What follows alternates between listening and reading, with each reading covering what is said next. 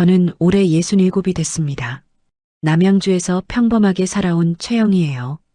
딸 수연이는 서울 강동구에서 사위와 함께 살고 있죠. 그날도 평범한 목요일 아침이었어요.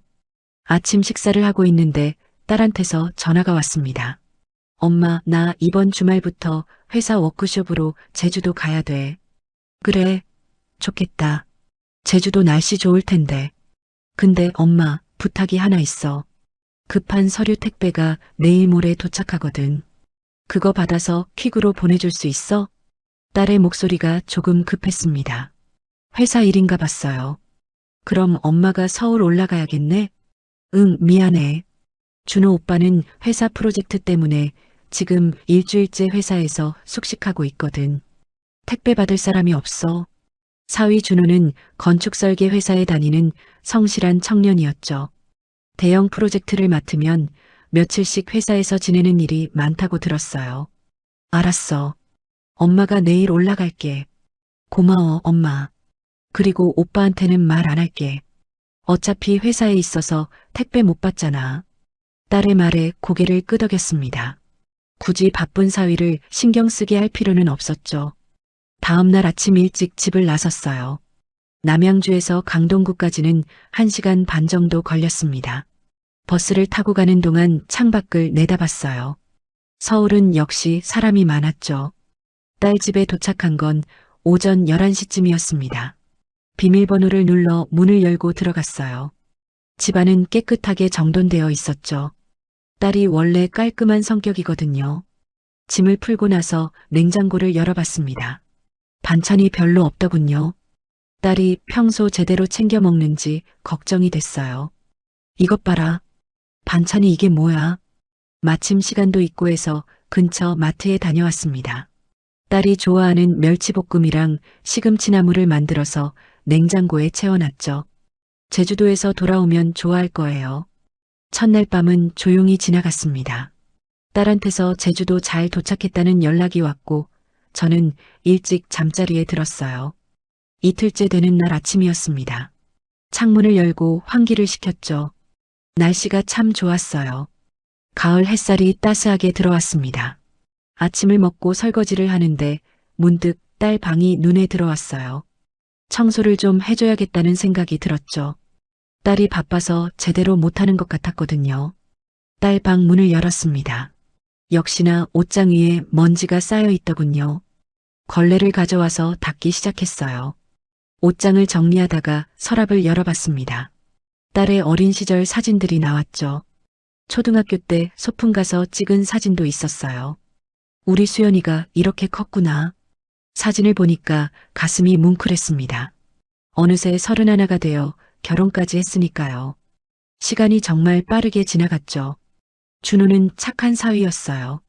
결혼식 날 수연이를 바라보는 눈빛이 참 따뜻했거든요.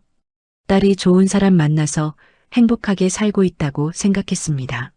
사진을 다시 서랍에 넣고 청소를 계속했어요. 창틀도 닦고 바닥도 쓸었죠. 1시간 정도 지나니까 방이 훨씬 깨끗해졌습니다.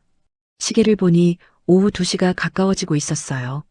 택배가 오늘 올 거라고 딸이 그랬죠. 언제쯤 올지 모르니까 집에 있어야 했습니다. 거실로 나와서 소파에 앉았어요. 텔레비전을 켤까 하다가 그냥 창밖을 내다봤죠. 아파트 단지가 한눈에 보였습니다. 젊은 엄마들이 유모차를 끌고 산책하고 있었어요. 아이들 웃음소리가 여기까지 들리는 것 같았죠. 우리 수연이도 나중에 아이 낳으면 저렇게 산책하겠지. 혼자 중얼거리며 미소를 지었습니다. 딸의 미래를 상상하니까 기분이 좋았어요. 그때 갑자기 휴대폰이 울렸습니다. 택배 기사님한테서 온 문자였죠. 오늘 오후 3시에서 4시 사이 배송 예정입니다. 아직 1시간은 더 기다려야 했어요. 다시 딸 방으로 들어갔습니다. 아직 정리할 게 남아 있었거든요. 이불장을 열어봤죠. 계절이 바뀌었으니까 이불도 바꿔줘야겠다는 생각이 들었어요. 여름 이불을 꺼내고 가을 이불을 펼쳤습니다. 옷장도 다시 한번 정리했어요. 딸이 입지 않는 옷들은 한쪽으로 모아뒀죠. 나중에 정리하라고 말해줘야겠다고 생각했습니다. 청소를 하면서도 계속 현관 쪽에 신경이 쓰였어요. 택배가 언제 올지 몰라서 귀를 기울이고 있었죠. 그렇게 시간이 흘렀습니다. 딸 방은 정말 깨끗해졌어요. 이제 수연이가 돌아오면 기뻐할 거예요. 창문을 열어서 환기도 시켰습니다. 신선한 공기가 방 안으로 들어왔죠. 커튼을 걷어서 햇빛도 잘 들어오게 했어요. 방을 둘러보며 뿌듯한 마음이 들었습니다. 딸을 위해 뭔가 해줄 수 있다는 게 좋았죠. 비록 청소지만 엄마로서 할 수 있는 일이었으니까요. 시계를 다시 확인했어요. 2시 반이었습니다. 이제 곧 택배가 올 시간이었죠. 거실로 나가려다가 문득 멈춰 섰어요. 딸의 책상 위에 놓인 결혼사진이 눈에 들어왔거든요. 사진 속 수연이는 정말 행복해 보였습니다. 웨딩드레스를 입고 활짝 웃고 있었죠. 준호도 수연이 곁에서 환하게 웃고 있었어요. 우리 딸 정말 예쁘다. 사진을 한참 바라봤습니다. 딸의 결혼식이 엊그제 같은데 벌써 2년이 지났어요. 시간이 참 빠르게 흐르죠. 사진을 제자리에 놓고 방을 나섰습니다. 이제 택배만 받으면 되니까 마음이 한결 가벼웠어요. 그때였습니다. 현관 쪽에서 비밀번호 누르는 소리가 들렸죠. 아, 택배 기사님이구나. 저는 당연히 택배가 온 줄 알았습니다. 현관 쪽으로 걸어가려는데 익숙한 목소리가 들렸어요. 들어와, 아무도 없어. 준호였습니다. 사위의 목소리가 분명했죠. 그런데 이상했어요. 회사에서 숙식한다고 하지 않았나요? 그 순간 또 다른 목소리가 들렸습니다. 오빠, 진짜 괜찮아? 혹시 누가 있으면 어떡해? 여자 목소리였어요. 20대 후반 혹은 30대 초반으로 들렸죠. 제 심장이 쿵하고 내려앉았습니다. 뭔가 이상했어요. 아니, 이상한 정도가 아니었죠. 본능적으로 위험을 감지했습니다. 괜찮아. 와이프 제주도 갔고 프로젝트 때문에 나도 회사 간 걸로 알고 있을 거야. 준호의 목소리가 평소와 달랐습니다. 밝고 가벼웠어요. 집에서 저나 딸한테 말할 때와는 완전히 다른 톤이었죠. 머리가 하얘졌습니다. 이게 무슨 상황인지 이해가 안 됐어요. 하지만 분명한 건 제가 지금 여기 있다는 걸 들키면 안 된다는 거였죠. 급하게 주위를 둘러봤습니다. 딸 방이 가장 가까웠어요. 재빨리 방으로 들어갔죠. 현관에서 신발 벗는 소리가 들렸습니다. 두 사람이 곧 거실로 들어올 거예요. 어디 숨어야 하지? 옷장? 아니에요. 좁아서 들어갈 수도 없고 숨소리라도 들리면 끝이었죠. 침대 밑? 그것도 아니었습니다. 요즘 침대는 밑에 공간이 없어요. 그때 커튼이 눈에 들어왔습니다. 아까 제가 환기하려고 활짝 열어뒀던 창문의 커튼이었죠. 다른 선택지가 없었어요. 커튼 뒤로 몸을 숨겼습니다. 심장이 미친 듯이 뛰었죠. 발소리가 가까워졌습니다. 두 사람이 거실로 들어오는 소리가 들렸어요. 오빠, 근데 진짜 이혼할 거야? 맨날 그 얘기만 하잖아. 여자의 목소리였습니다. 제 귀를 의심했어요. 이혼? 우리 딸하고 이혼한다고? 당연하지, 유진아. 지금 준비하고 있다니까. 내가 거짓말한 적 있어? 준호의 대답이 너무나 태연했습니다. 마치 저녁 메뉴 정하는 것처럼 가볍게 말했죠. 온몸에 소름이 돋았어요. 다리가 후들거렸습니다. 이게 꿈인가 싶었죠. 커튼 틈으로 조심스럽게 내다봤습니다. 거실이 보였어요. 소파에 두 사람이 앉아 있었죠. 여자는 정장 차림이었습니다. 깔끔한 옷차림에 머리도 단정하게 묶었어요. 회사 동료처럼 보였죠. 준호는 평소 집에서 보던 모습 그대로였습니다. 편한 티셔츠에 청바지였어요. 하지만 표정이 달랐죠. 여자를 보는 눈빛이 너무 부드러웠습니다. 그래도 결혼한 지 2년이나 됐잖아. 쉽게 이혼되겠어? 유진이라고 불린 여자가 물었습니다. 목소리에 걱정이 섞여 있었어요. 그래서 지금 증거 모으고 있잖아. 수연이가 위자료 못 받게 내가 먼저 유책 사유 만들어야 돼. 그 말을 듣는 순간 온몸이 얼어붙었습니다. 위자료? 유책 사유?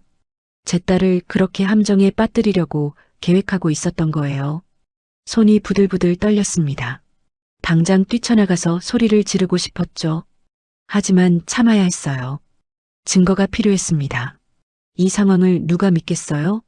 착하고 성실한 사위가 이런 짓을 할 거라고 누가 상상이나 했겠습니까? 조심스럽게 주머니에서 휴대폰을 꺼냈습니다. 손이 너무 떨려서 몇 번이나 놓칠 뻔했어요. 녹음 앱을 찾았습니다. 평소에 사용해 본 적이 없어서 어디 있는지 찾기가 힘들었죠. 다행히 금방 찾았어요. 녹음 버튼을 눌렀습니다. 붉은 점이 깜빡이기 시작했죠. 이제부터 모든 대화가 녹음될 거예요. 무슨 증거? 유진이 물었습니다. 궁금하다는 듯한 목소리였어요. 수연이 통장 관리 엉망인 거 다 기록해뒀어. 생활비 과다 지출, 사치성 소비. 준호가 설명하기 시작했습니다. 마치 사업계획서를 발표하듯이 또박또박 말했죠. 제 딸이 돈을 함부로 쓰는 애가 아니에요. 오히려 아껴 쓰는 편이었죠. 결혼할 때 받은 돈도 꼼꼼하게 저축하고 있었습니다. 근데 그게 이혼 사유가 돼? 유진이 고개를 갸우뚱하며 물었어요. 준호가 웃었습니다. 비웃는 것처럼 들렸죠. 아니, 그거론 부족하지.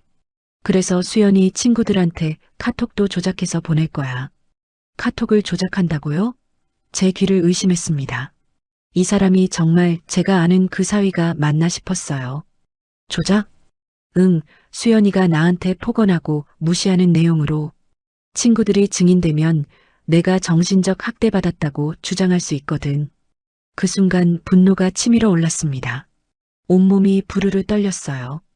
저렇게 계획적으로 우리 딸을 함정에 빠뜨리려고 했다니.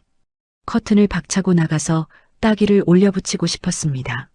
하지만 꾹 참았어요. 지금은 증거를 모을 때였죠. 휴대폰을 꽉 쥐었습니다. 녹음이 잘 되고 있는지 확인했어요. 다행히 붉은 점이 계속 깜빡이고 있었습니다. 와, 오빠 진짜 치밀하다. 근데 그렇게까지 해야 해? 유진이 감탄하듯 말했습니다. 칭찬하는 것처럼 들렸어요. 기가 막혔죠. 당연하지. 이혼할 때 재산 분할 최소화하고 위자료는 한 푼도 안 줄 거야. 아니, 오히려 내가 받을 수도 있어. 준호의 목소리에 자신감이 가득했습니다. 완벽한 계획이라고 생각하는 게 분명했어요. 다리가 저리기 시작했습니다. 한참을 한 자세로 서 있었거든요. 하지만 움직일 수가 없었죠. 아내분 부모님이 결혼할 때 준 돈 있잖아. 그것도? 유진이 물었습니다. 제 가슴이 철렁 내려앉았어요. 우리가 수연이 결혼할 때 준 돈말이었죠. 그것도 4명의 통장에 넣어뒀어. 증거 없으면 끝이야. 준호가 태연하게 대답했습니다. 웃으면서 말했어요. 그 돈은 제 남편이 평생 모은 돈이었습니다. 딸이 행복하게 살라고 준 거였죠. 그런데 저렇게 빼돌리다니 눈물이 날 것 같았어요. 하지만 울 수 없었습니다. 소리라도 나면 들킬 테니까요. 입술을 깨물었습니다. 피가 날 정도로 세게 물었어요. 그래야 울음을 참을 수 있었죠. 그나저나 우리 결혼은 언제쯤? 유진이 물었습니다. 기대에 찬 목소리였어요. 내후년 봄쯤? 이혼 재판 6개월 안에 끝낼 수 있어. 준호가 자신 있게 말했습니다. 이미 다 계획해둔 것처럼 말했죠. 온몸에 힘이 빠졌습니다. 다리가 후들거려서 쓰러질 것 같았어요. 하지만 버텨야 했습니다. 휴대폰을 꼭 쥐고 있었어요. 이 녹음이 우리 딸을 구할 유일한 증거였으니까요. 두 사람의 대화는 계속됐습니다. 제 다리는 점점 더 저려왔죠. 하지만 꼼짝할 수 없었어요. 오빠 회사에서 소문나면 어떡해. 우리 같은 팀인데. 유진이 걱정스러운 목소리로 말했습니다. 같은 팀이라고요? 회사 동료였던 거예요. 괜찮아. 이혼 사유는 수연이 때문이라고 할 거잖아. 준호가 대수롭지 않게 대답했습니다. 모든 걸 우리 딸 탓으로 돌릴 계획이었던 거죠. 제 손에 쥔 휴대폰이 땀으로 미끄러질 것 같았습니다. 꽉 잡았어요. 절대 놓칠 수 없었죠. 근데 오빠 진짜 자신 있어? 이혼 재판에서 이길 수 있어? 유진이 다시 물었습니다. 준호가 소파에서 몸을 앞으로 숙이는 게 보였어요. 당연하지. 내가 얼마나 준비했는데. 수연이 카드 사용 내역 다 모아뒀어. 준호의 목소리에 자신감이 넘쳤습니다. 섬뜩했죠. 카드 내역? 응. 백화점에서 옷 산 것, 카페에서 친구들이랑 만난 것 다 기록했어. 생활비로 준 돈을 낭비했다고 주장할 거야. 제 딸이 친구들 만나는 게 그렇게 잘못된 일인가요? 한 달에 몇 번 커피 마시는 게 사치인가요? 가슴이 답답했습니다. 숨쉬기가 힘들었어요. 하지만 소리 내지 않으려고 입을 꽉 다물었죠. 그리고 수연이가 집안일 제대로 안 한다는 것도 증거로 만들 거야. 준호가 계속 말했습니다. 한마디 한마디가 칼처럼 제 가슴을 찔렀어요. 어떻게? 집안 사진 찍어뒀어. 설거지가 쌓여 있는 거, 빨래가 널려 있는 거. 수연이가 가사를 소홀히 했다는 증거지. 말도 안 되는 소리였습니다. 딸은 직장을 다니면서도 집안일을 열심히 했어요. 가끔 피곤해서 설거지를 다음날 하는 게 뭐가 잘못됐나요? 와, 정말 치밀하다. 근데 법원에서 그런 걸로 이혼이 돼? 유진이 물었습니다. 준호가 웃었어요. 자신만만한 웃음이었죠. 혼자서는 부족하지. 그래서 친구들한테도 증언 부탁할 거야. 친구들이 도와줄까? 내 친구들 말이야. 수연이가 나한테 차갑게 대했다고 말해달라고 할 거야. 모임에서 나를 무시했다는 식으로 거짓말을 만들어내는 거였습니다. 증인까지 동원해서 우리 딸을 모함하려는 거였죠. 손이 부들부들 떨렸어요. 분노와 슬픔이 동시에 밀려왔습니다. 하지만 계속 견뎌야 했죠. 오빠 친구들이 거짓말을 해줄까? 다들 나랑 오래 알고 지낸 사이야. 부탁하면 해주겠지. 술 한 잔 사주면 되는 거고. 준호가 가볍게 말했습니다. 친구들의 거짓 증언까지 계획하고 있었어요. 그럼 완벽하네. 근데 아내분이 반박하면 어떡해?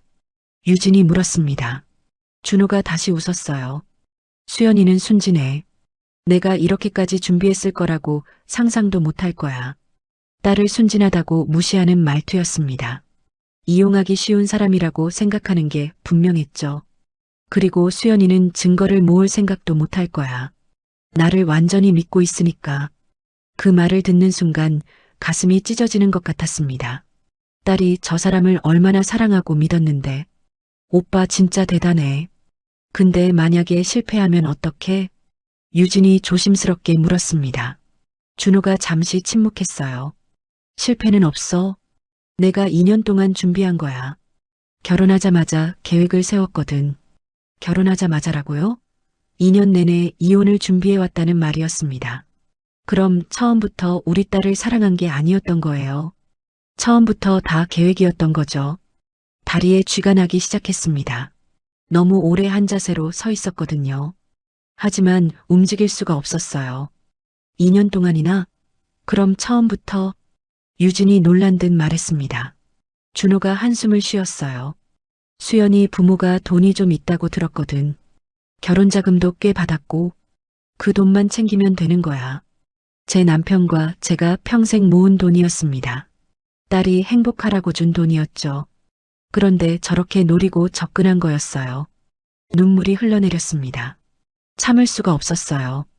조용히 울었습니다. 소리가 나지 않게 조심했죠. 그래도 2년 동안 같이 산 건데 정이 들지 않았어? 유진이 물었습니다. 준호가 코웃음 쳤어요. 그런 거 없어. 처음부터 유진이 너만 생각했어. 거짓말이었습니다. 딸한테는 사랑한다고 말하면서 뒤에서는 이런 짓을 하고 있었던 거예요. 오빠, 나도 오빠 생각 많이 했어. 빨리 이혼하면 좋겠다. 유진이 말했습니다. 두 사람의 대화를 듣고 있자니 토할 것 같았어요. 걱정 마. 내후년 봄에는 우리 결혼할 수 있을 거야. 신혼여행은 어디로 갈까? 준호가 물었습니다. 마치 데이트 계획을 세우는 것처럼 가볍게 말했죠. 유럽 가고 싶어. 오빠. 그래, 유럽으로 가자. 수연이한테 받을 재산으로 신혼여행 가는 거야. 두 사람이 웃었습니다. 우리 딸의 고통으로 행복해하는 모습이었죠. 제 온몸이 떨렸습니다. 분노로 몸이 달아올랐어요. 하지만 계속 참아야 했습니다. 휴대폰 화면을 확인했어요. 녹음 시간이 20분을 넘어가고 있었습니다. 계속 녹음되고 있었죠. 근데 오빠, 재산 분할은 어떻게 할 거야? 법으로 정해진 게 있잖아. 유진이 물었습니다. 준호가 자신 있게 대답했어요. 그래서 내가 수연이 명의로 된 거 거의 없게 만들었어. 집도 내 명이고 차도 내 명이야. 결혼자금은? 그것도 내 통장으로 옮겼다니까. 수연이는 통장 정리 같은 거 잘 못해. 내가 관리한다고 했더니 다 맡기더라고. 딸을 믿고 맡긴 거였습니다. 남편이 잘 관리해주겠거니 믿었던 거죠. 그런데 그걸 이용한 거예요. 오빠 정말 똑똑하다. 완벽한 계획이네. 유진이 칭찬했습니다. 제 손톱이 손바닥에 박힐 정도로 주먹을 꽉 쥐었어요. 그래도 변호사 비용은 들겠네요? 그것도 준비했어. 수연이 모르게 돈 좀 빼놨거든. 나중에 변호사 선임할 때 쓸 거야. 치밀했습니다. 정말 오랫동안 계획해온 게 분명했어요. 하나하나 준비해온 거였죠. 오빠 너무 멋있어. 나는 그냥 운명이라고 생각하고 기다릴게. 유진이 말했습니다. 준호가 웃으며 대답했어요. 조금만 더 기다려. 내가 꼭 자유의 몸이 될게. 자유의 몸이라니요. 우리 딸과의 결혼이 감옥이었다는 말인가요? 다리가 완전히 저려왔습니다. 쓰러질 것 같았어요. 하지만 버텨야 했습니다. 시간이 얼마나 지났는지 모르겠어요. 1시간쯤 지난 것 같았습니다. 두 사람은 계속 이야기를 나눴죠. 이혼 계획, 재산 분할, 위자료 회피 방법까지 모든 게 녹음되고 있었습니다. 제 휴대폰은 계속 녹음 중이었어요. 배터리가 떨어지지 않기만 바랐죠. 그럼 나 회사 가볼게. 점심시간 거의 끝나간다. 유진이 소파에서 일어서는 소리가 들렸습니다. 드디어 가는구나 싶었어요. 그래, 조심히 가. 나도 곧 가야 돼. 준호가 말했습니다. 제 심장이 다시 빠르게 뛰기 시작했어요. 현관에서 신발 신는 소리가 들렸습니다. 문이 열리고 닫히는 소리도 들렸죠. 유진이 나간 거예요. 이제 준호도 나가겠구나 생각했습니다. 조금만 더 참으면 됐어요. 그런데 준호는 나가지 않았습니다. 거실을 서성이는 발소리가 들렸죠. 무슨 일인지 궁금했지만 커튼 밖을 볼 수가 없었어요. 자칫 들킬 수 있었으니까요. 휴대폰으로 전화 거는 소리가 났습니다. 누구한테 전화하는 걸까요? 형, 나야. 오늘 저녁에 시간 돼? 이혼건으로 상담 좀. 준호가 말했습니다. 누군가에게 이혼 상담을 받으려는 것 같았어요. 응, 변호사 소개 좀 해줘. 이혼 전문으로 하는 사람. 아는 사람 있지? 변호사까지 알아보고 있었습니다. 정말 착착 준비하고 있었던 거예요. 내후년쯤 진행할 건데 미리 상담받아두고 싶어서. 응, 그래. 전화 통화가 계속됐습니다. 제 다리는 점점 더 저려왔어요. 무릎이 후들거렸습니다. 쓰러질 것만 같았죠. 하지만 절대 쓰러질 수 없었어요. 재산 분할 최소화하는 방법이 있다며? 그것 좀 알려줘. 응. 준호가 메모하는 소리가 들렸습니다. 펜으로 종이에 쓰는 소리였죠. 위자료 안 주는 방법도 있어? 오히려 받을 수도 있다고? 와, 대박. 준호의 목소리가 신이 났습니다. 우리 딸한테서 돈을 뜯어낼 생각에 기뻐하는 거였어요. 제 눈에서 또 눈물이 흘러내렸습니다. 조용히 울었어요. 소리 내지 않으려고 입술을 깨물었죠. 그럼 저녁 6시에 만나자. 응, 고마워. 형? 전화가 끊어졌습니다. 이제 나가겠구나 싶었어요. 하지만 준호는 여전히 거실에 있었습니다. 뭘 하는 걸까요? 서랍 여는 소리가 났습니다. 뭔가를 뒤지는 것 같았어요. 어디 뒀더라? 준호가 혼잣말을 했습니다. 뭘 찾고 있는 걸까요? 한참 뒤 서류 넘기는 소리가 들렸습니다. 종이를 확인하는 것 같았어요. 이거 복사해둬야겠네. 준호가 중얼거렸습니다. 아마 딸의 서류를 보는 것 같았죠. 제 발이 완전히 감각이 없어졌습니다. 너무 오래 서 있었거든요. 다리가 풀려서 주저앉을 것만 같았어요. 하지만 꾹 참았습니다. 벽에 기대고 싶었지만 그럴 수도 없었어요. 소리가 날 수 있었으니까요. 그저 버티는 수밖에 없었습니다. 이를 악물고 견뎠죠. 시간이 정말 천천히 갔습니다. 1분이 1시간처럼 느껴졌어요. 준호는 계속 집 안에 있었습니다. 도대체 언제 나가는 걸까요? 화장실 가는 소리가 들렸습니다. 물 내리는 소리도 들렸죠.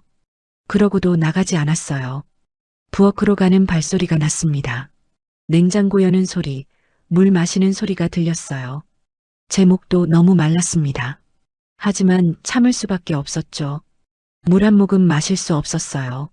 아, 시간 봐야지. 준호가 말했습니다. 시계 보는 소리가 났어요. 벌써 3시 반이네. 회사 가야겠다. 드디어 나가는구나 싶었습니다. 현관으로 가는 발소리가 들렸어요. 신발 신는 소리, 열쇠 찾는 소리가 났습니다. 빨리 나가라고 속으로 외쳤어요. 프로젝트 때문에 바쁜데. 준호가 중얼거렸습니다. 거짓말이었죠. 회사에서 숙식한다는 것도 거짓말이었어요. 문 여는 소리가 났습니다. 나가는구나 싶었어요. 아, 가스밸브 잠갔나? 준호가 다시 부엌으로 가는 소리가 났습니다. 제 심장이 철렁했어요. 가스 확인하는 소리가 들렸습니다. 다시 현관으로 오는 발소리가 났죠. 됐어. 드디어 문이 열렸습니다. 그리고 닫혔어요.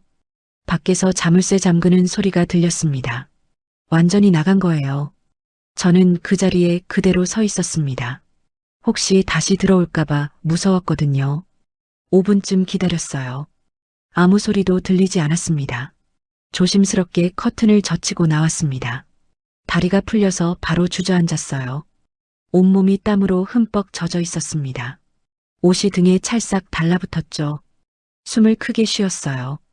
그동안 제대로 숨도 못 쉬었던 것 같았습니다.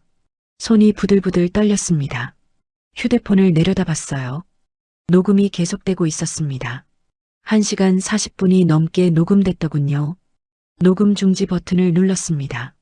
파일이 저장됐어요. 다시 재생해봤습니다. 목소리가 선명하게 들렸죠. 모든 대화가 다 녹음되어 있었어요. 안도의 한숨이 나왔습니다. 증거를 확보한 거예요. 하지만 기쁘지 않았습니다. 오히려 가슴이 찢어지는 것 같았죠. 우리 딸이 저런 사람과 인연을 살았다니. 믿고 사랑했는데 배신당한 거예요. 바닥에 주저앉아 한참을 울었습니다. 소리내서 울었어요. 다리를 주물렀습니다. 감각이 없어서 아무것도 느껴지지 않았어요.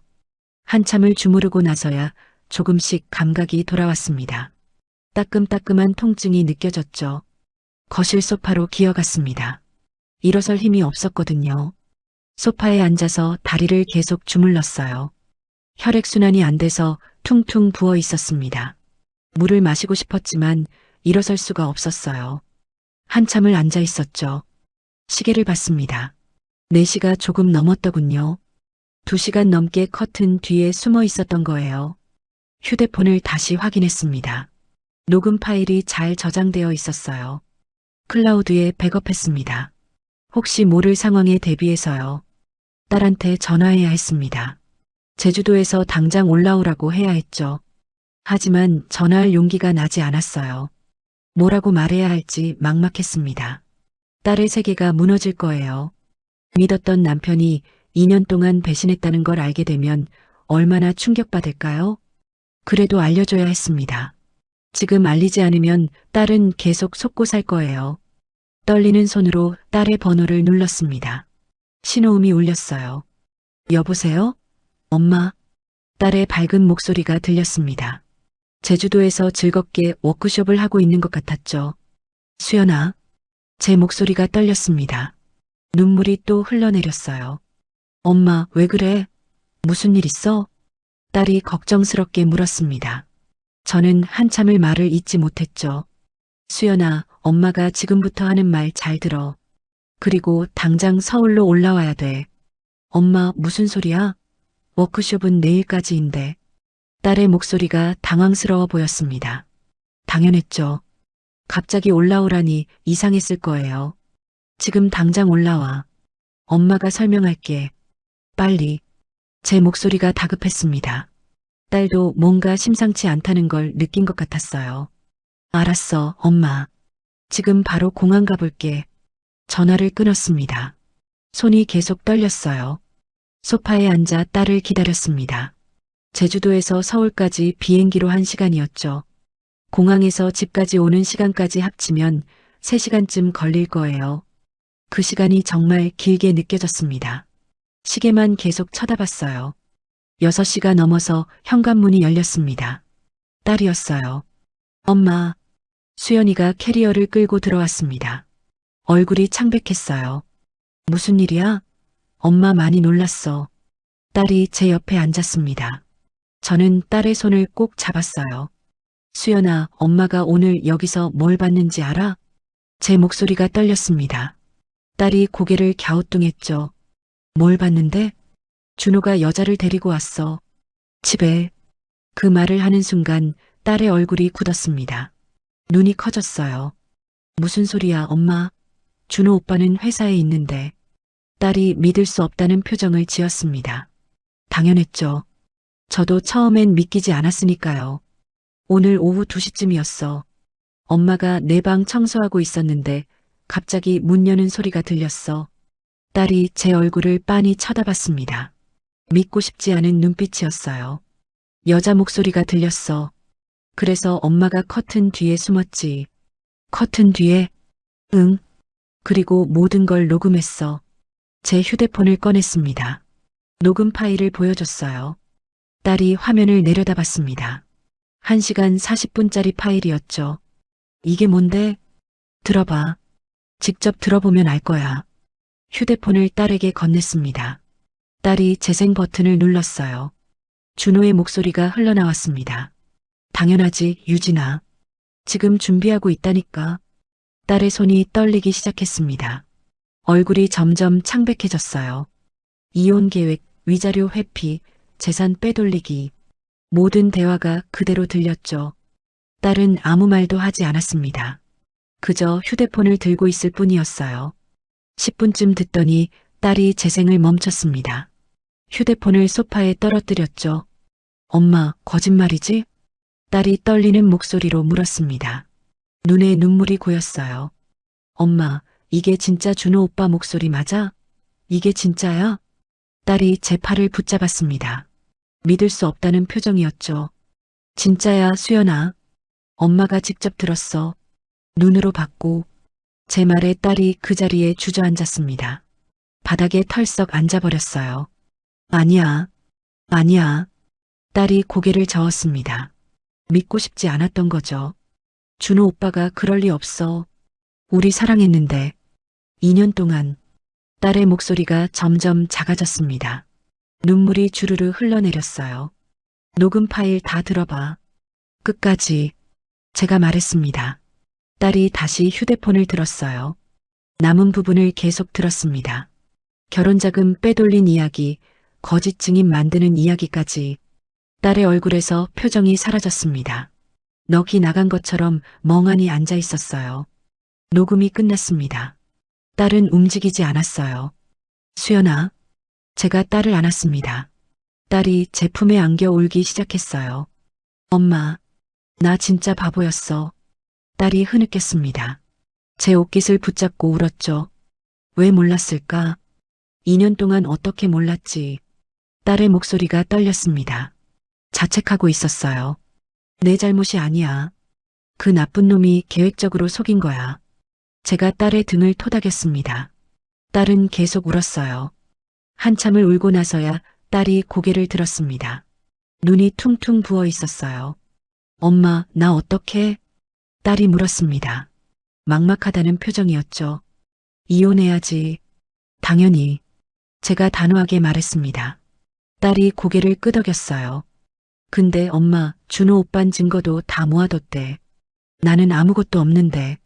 딸이 걱정스럽게 말했습니다. 제가 딸의 손을 꼭 잡았어요. 우리한테 이 녹음 파일이 있잖아. 이게 최고의 증거야. 딸이 휴대폰을 다시 쳐다봤습니다. 희망이 보이는 표정이었어요. 맞아. 이 녹음 파일. 내일 당장 변호사한테 가자. 상담받고 이혼 소송 준비하는 거야. 제 말에 딸이 고개를 끄덕였습니다. 결심한 얼굴이었어요. 근데 엄마, 준호 오빠한테는 어떻게 해? 내가 알고 있다는 걸 들키면 안 되잖아. 딸이 물었습니다. 맞는 말이었죠. 아무렇지 않은 척 해야 돼. 평소처럼 행동하는 거야. 할 수 있을까? 딸이 불안해했습니다. 당연했어요. 배신한 남편을 보면서 평범하게 대하기가 쉽지 않죠. 할 수 있어. 너는 강한 애야. 제가 딸을 격려했습니다. 딸이 눈물을 닦았어요. 며칠 후였습니다. 딸과 함께 변호사 사무실에 갔어요. 녹음 파일을 변호사한테 들려줬습니다. 변호사가 심각한 얼굴로 들었죠. 이 정도면 충분합니다. 승소 가능성이 매우 높아요. 변호사가 말했습니다. 딸의 얼굴에 안도감이 스쳤어요. 위자료도 받을 수 있나요? 딸이 조심스럽게 물었습니다.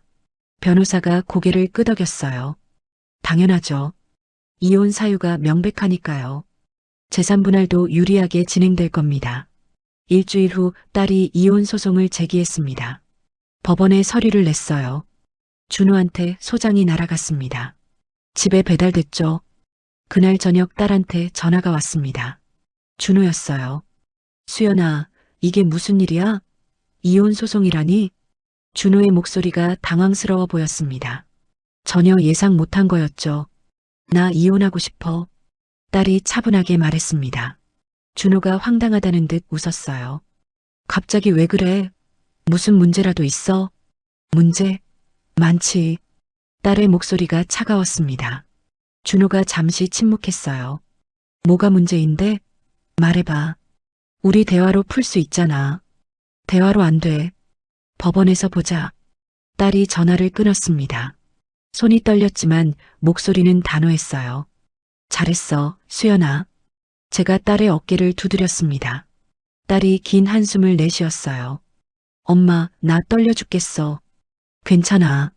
엄마가 옆에 있잖아. 그날 밤 준호가 집에 왔습니다. 딸은 친정에 와 있었어요. 준호한테서 문자가 계속 왔습니다. 전화도 수십 통 왔죠. 하지만 딸은 받지 않았습니다. 변호사가 연락하지 말라고 했거든요. 준호는 며칠 동안 계속 연락했습니다. 하지만 딸은 무시했어요. 결국 준호도 변호사를 선임했습니다. 본격적으로 재판 준비가 시작됐죠. 딸은 매일 불안해했습니다. 잠도 제대로 못 잤어요. 엄마, 내가 이길 수 있을까? 딸이 자주 물었습니다. 제가 대답했죠. 당연하지. 우리한테 결정적인 증거가 있잖아. 녹음 파일이었습니다. 준호의 모든 계획이 담긴 증거였죠. 그 증거가 우리 딸을 구할 거라고 믿었습니다. 꼭 그래야 했어요. 석 달이 흘렀습니다. 드디어 재판 날이 왔어요. 아침 일찍 일어났습니다. 딸의 방문을 열어봤죠.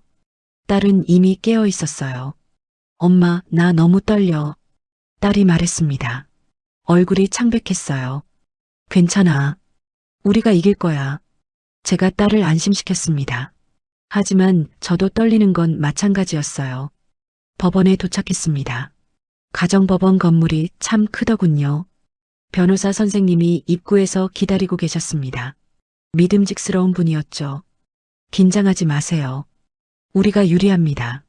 변호사님이 딸을 격려했습니다. 딸이 고개를 끄덕였어요. 법정 안으로 들어갔습니다. 준호가 벌써 와 있었어요. 준호 옆에는 변호사가 앉아 있었습니다. 준호는 우리를 쳐다보지도 않았죠. 판사님이 들어오셨습니다. 재판이 시작됐어요. 원고 측 주장을 들어보겠습니다. 판사님이 말씀하셨습니다. 우리 변호사님이 일어섰어요. 피고는 원고와 혼인 생활을 하면서 제3자와 부적절한 관계를 유지했습니다. 변호사님이 차분하게 말씀하셨습니다. 준호의 얼굴이 굳었어요. 뿐만 아니라 계획적으로 이혼을 준비하면서 원고를 기망했습니다. 증거가 있습니까? 판사님이 물으셨습니다. 변호사님이 고개를 끄덕였어요. 네, 결정적인 증거가 있습니다. 변호사님이 USB를 제출했습니다. 제가 녹음한 파일이 들어 있었죠. 이 녹음 파일을 들어보시면 피고의 계획을 알 수 있습니다. 법정의 스피커가 켜졌습니다. 녹음 파일이 재생되기 시작했어요. 준호의 목소리가 법정에 울려 퍼졌습니다. 당연하지, 유진아. 지금 준비하고 있다니까. 준호의 얼굴이 새하얗게 질렸습니다. 당황한 표정이 역력했어요. 녹음은 계속됐습니다. 이혼 계획, 위자료 회피 방법, 재산 은리까지. 수연이 통장 관리 엉망인 거 다 기록해뒀어. 수연이 친구들한테 카톡도 조작해서 보낼 거야. 법정이 조용했습니다. 모두가 녹음을 듣고 있었어요. 준호는 고개를 숙이고 있었습니다. 변명할 수가 없었죠. 아내분 부모님이 결혼할 때 준 돈 있잖아. 그것도 4명의 통장에 넣어뒀어. 그 부분이 나오자 판사님의 표정이 심각해졌습니다. 눈살을 찌푸리셨어요. 녹음이 끝났습니다. 법정이 다시 조용해졌어요. 피고 측 반론하시겠습니까? 판사님이 물으셨습니다. 준호의 변호사가 일어섰어요. 재판장님, 이 녹음은. 변호사가 말을 시작했지만 힘이 없었습니다. 변명할 거리가 없었거든요. 녹음의 진위를 확인해야 합니다. 준호의 변호사가 말했습니다. 판사님이 고개를 끄덕이셨어요. 피고, 이 목소리가 당신 목소리가 맞습니까? 판사님이 준호에게 직접 물으셨습니다. 준호가 한참을 침묵했어요. 맞습니다. 준호가 작은 목소리로 인정했습니다. 어쩔 수 없었죠. 너무 선명했으니까요. 그럼 이 대화 내용도 사실입니까?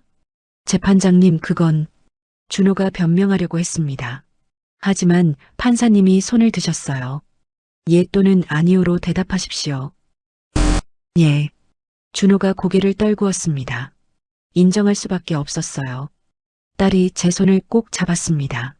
떨리고 있었지만 안도하는 것 같았어요. 피고는 혼인관계를 유지할 의사 없이 제3자와 부적절한 관계를 지속했습니다. 판사님이 말씀하셨습니다. 목소리가 단호했어요. 뿐만 아니라 원고를 기망하여 재산을 은닉하려 했습니다.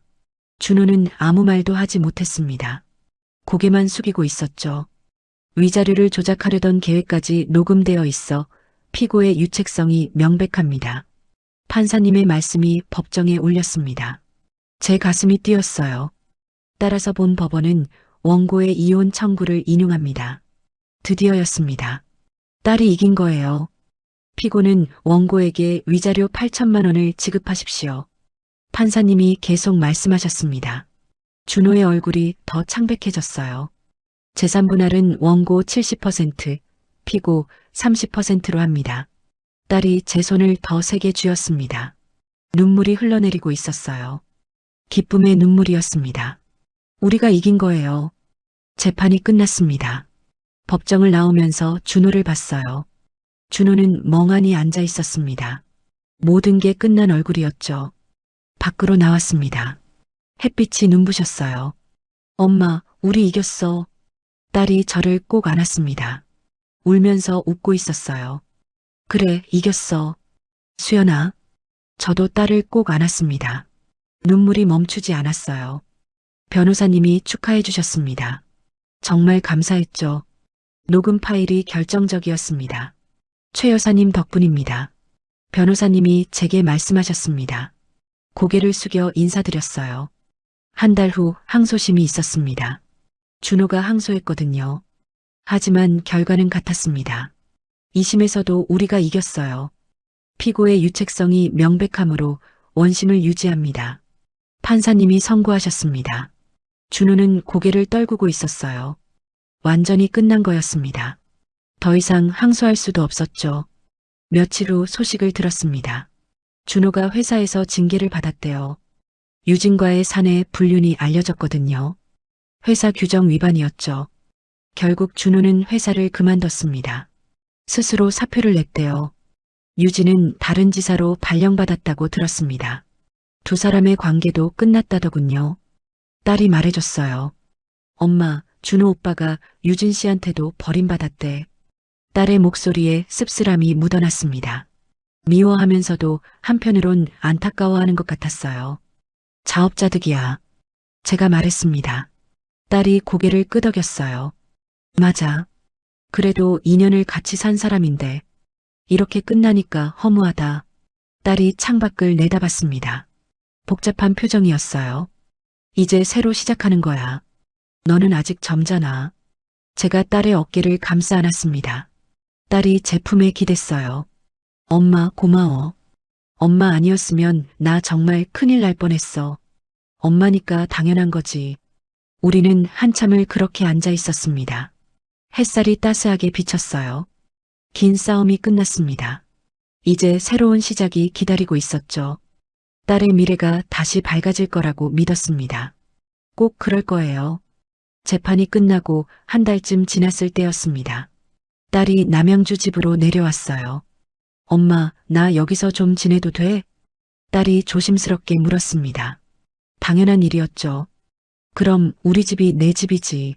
제가 대답했습니다. 딸이 안도하는 표정을 지었어요. 강동구 집은 정리했습니다. 재산분할로 받은 돈으로 집을 처분했죠. 딸은 짐을 최소한으로만 챙겨왔습니다. 준호와의 추억은 다 버리고 온 거예요. 처음 며칠은 힘들었습니다. 딸은 방에서 나오지 않았어요. 밥도 제대로 먹지 않았습니다. 그저 누워만 있었죠. 수연아, 밥 먹어야지. 제가 방문을 두드렸습니다. 대답이 없었어요. 문을 열고 들어갔습니다. 딸이 이불을 뒤집어 쓰고 있었어요. 엄마가 미역국 끓였어. 내가 좋아하는 거. 딸이 이불 속에서 나왔습니다. 눈이 퉁퉁 부어 있었어요. 엄마, 나 진짜 바보였어. 2년 동안 진심으로 사랑했는데. 딸이 울먹였습니다. 제 가슴이 아팠어요. 아니야, 넌 잘못한 거 없어. 제가 딸을 안았습니다. 딸이 제 품에서 울기 시작했어요. 내가 너무 착해서 당한 거야. 그 나쁜 놈한테.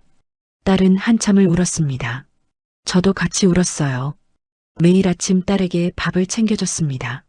딸이 좋아하는 반찬들을 만들었어요. 엄마, 맛있다. 딸이 조금씩 밥을 먹기 시작했습니다. 다행이었죠. 더 먹어. 살 빠졌잖아. 제가 딸의 그릇에 반찬을 더 얹어줬습니다. 딸이 웃었어요. 오랜만에 보는 딸의 웃음이었습니다. 가슴이 따뜻해졌어요. 식사 후에는 같이 산책을 나갔습니다. 집 근처 공원을 걸었죠. 엄마, 그때 택배 받으러 가지 않았으면 어떻게 됐을까? 딸이 물었습니다. 생각만 해도 끔찍했어요. 그럼 넌 평생 속고 살았겠지. 제가 딸의 손을 꼭 잡았습니다. 딸이 고개를 끄덕였어요. 정말 다행이야. 엄마가 있어서. 우리는 매일 공원을 걸었습니다. 딸의 얼굴에 조금씩 생기가 돌았어요. 한 달쯤 지나자 딸이 변했습니다. 아침 일찍 일어나기 시작했어요. 엄마, 나 요가 배우러 갈까봐. 딸이 말했습니다. 좋은 생각이었죠. 그래, 가봐. 운동하면 기분도 좋아질 거야. 딸은 동네 요가 학원에 등록했습니다. 일주일에 3번 다녔어요. 엄마, 요가하니까 마음이 편해져. 딸이 말했습니다. 얼굴이 밝아졌어요. 친구들도 만나기 시작했습니다. 오랜만에 만나는 친구들이 많았죠. 수연아, 많이 힘들었지? 괜찮아? 친구들이 딸을 걱정했습니다. 딸이 고개를 끄덕였어요. 응, 이제 괜찮아. 엄마 덕분에. 딸이 친구들과 시간을 보내면서 웃음이 늘어났습니다. 저도 기뻤어요. 석 달쯤 지났을 때였습니다. 딸이 진지한 얼굴로 말했어요. 엄마, 나 남양주에서 새로 시작할까봐. 남양주에서? 응. 서울은? 아직 무섭더라. 준호 오빠 마주칠까봐. 딸의 목소리가 떨렸습니다. 이해가 됐어요. 그래, 여기서 지내. 엄마 옆에 있으면 되지. 제가 딸을 안심시켰습니다. 딸이 미소 지었어요. 고마워, 엄마. 천천히 준비하면 되지? 당연하지. 딸은 남양주에서 일자리를 알아보기 시작했습니다. 면접도 보러 다녔어요. 한 달 후 좋은 소식이 왔습니다. 딸이 중소기업에 합격했던 거예요. 엄마, 붙었어. 딸이 뛰어오며 소리쳤습니다. 제가 딸을 꼭 안았어요. 축하해, 수연아. 연봉은 좀 줄었지만 괜찮아. 마음이 편한 게 최고야. 딸의 얼굴이 환했습니다. 정말 오랜만에 보는 표정이었어요. 딸은 출근을 시작했습니다. 매일 아침 일찍 나갔죠. 엄마, 다녀올게. 딸이 밝게 인사하고 나갔습니다. 새로운 시작이었어요. 저녁마다 우리는 함께 저녁을 먹었습니다. 딸의 하루 이야기를 들었어요. 오늘 팀장님이 칭찬해 주셨어. 일 잘한다고. 딸이 신이 나서 말했습니다. 제가 웃으며 대답했어요. 그럼 우리 딸 원래 일 잘하잖아. 회사 분위기도 좋아. 사람들도 다 착해. 딸이 행복해하는 모습을 보니 제 마음도 편했습니다. 이렇게 웃을 수 있다니. 어느 주말이었습니다. 딸이 새로운 취미를 시작했어요. 엄마, 나 도자기 공예 배우러 갈 거야. 도자기? 응. 흙으로 뭔가 만드는 게 재미있을 것 같아. 딸은 동네 공방에 등록했습니다. 주말마다 다녔죠. 엄마, 이거 내가 만든 거야. 딸이 작은 컵을 보여줬습니다. 삐뚤빼뚤했지만 예뻤어요. 우와, 우리 딸 재능 있네. 제가 칭찬했습니다. 딸이 부끄러워하며 웃었어요. 아직 서툴러. 그래도 만들면서 마음이 차분해져. 딸은 점점 더 밝아졌습니다. 웃음도 많아졌어요. 어느 토요일 오후였습니다. 딸과 함께 남양주 물의 정원을 산책했어요. 날씨가 참 좋았습니다. 하늘이 맑았죠. 엄마, 나 이제 괜찮아. 진짜야. 딸이 연못을 보며 말했습니다. 제가 딸을 쳐다봤어요. 정말? 응. 처음엔 세상이 끝난 것 같았는데 이제는 새로 시작하는 기분이야. 딸의 목소리가 단단했습니다. 정말 회복된 것 같았어요. 그래, 너 강한 애야. 엄마 딸이니까. 제가 딸의 어깨를 감싸 안았습니다. 딸이 제게 기댔어요. 엄마, 그때 커튼 뒤에 숨어서 녹음한 거 진짜 대단해. 딸이 웃으며 말했습니다. 저도 웃었어요. 나였으면 바로 뛰쳐나갔을 거야. 다리 풀려서 진짜 죽는 줄 알았어. 우리는 같이 웃었습니다. 이제는 웃으며 이야기할 수 있었어요. 근데 내 미래 생각하니까 참을 수 있었지. 제 말에 딸이 고개를 끄덕였습니다. 눈시울이 붉어졌어요. 엄마 없었으면 나 정말 인생 망했을 거야. 반년쯤 지났을 때였습니다. 딸이 중요한 결정을 했어요. 엄마, 나 원룸 하나 얻을까 봐. 원룸? 응. 이제 독립하고 싶어. 물론 엄마 가까운 데로. 딸의 눈이 반짝였습니다. 독립하고 싶다는 거였죠. 그래, 좋은 생각이야. 제가 딸을 응원했습니다. 정말 좋은 변화였어요. 재판 승소로 받은 돈으로 딸은 작은 원룸을 계약했습니다. 우리 집에서 걸어서 10분 거리였어요. 여기 딱 좋네. 엄마 보러 자주 올 수 있겠다. 딸이 새 집을 보며 말했습니다. 제가 고개를 끄덕였어요. 그래, 자주 놀러와. 이사하는 날이었습니다. 짐이 많지 않았어요. 엄마, 나 새로 시작하는 거야. 완전히. 딸이 말했습니다. 결심이 느껴졌어요. 그래, 새로 시작하는 거야. 짐 정리를 도와줬습니다. 딸의 새 보금자리를 꾸몄죠. 엄마, 고마워. 정말로. 딸이 제게 다가왔습니다. 저를 꼭 안았어요. 엄마, 사랑해. 엄마 아니었으면 나 진짜 인생 망했을 거야. 딸의 목소리가 떨렸습니다. 저도 눈물이 났어요. 괜찮아. 이제 다 지나갔어. 우리는 한참을 안고 있었습니다. 딸의 체온이 따뜻했어요. 엄마, 이번 생은 나 혼자 잘 살 거야. 딸이 장난스럽게 말했습니다. 제가 웃었어요. 결혼은 이제 안 할래. 괜찮아. 내가 행복하면 그걸로 충분해. 저는 딸을 바라보며 미소 지었습니다. 딸도 환하게 웃었어요. 햇살이 창문으로 들어왔습니다.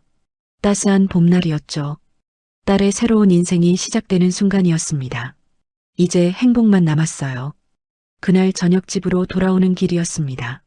하늘을 올려다봤어요. 별이 참 많이 보였습니다. 반짝반짝 빛나고 있었죠. 수연아, 행복해야 돼.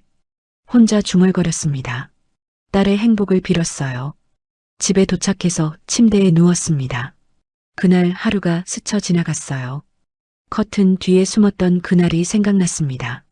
정말 힘들었죠. 하지만 후회하지 않았습니다. 그 선택이 딸을 구했으니까요. 엄마로서 할 수 있는 최선이었습니다. 그걸로 충분했어요. 눈을 감았습니다. 편안한 잠이 왔어요. 딸의 웃는 얼굴이 떠올랐습니다. 이제 괜찮을 거예요.